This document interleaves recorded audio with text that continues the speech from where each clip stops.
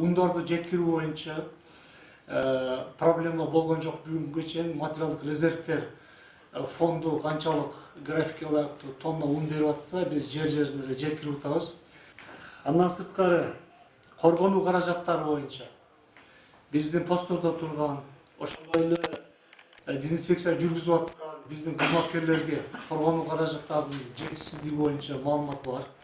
Азамат Муратович, мына бүгүн дагы өзүңүздөр билесиздер, Врачи без границ мекемеси тарабынан бизге 500 костюм, многоразовый, андан кийин маскалар, перчаткилер келди.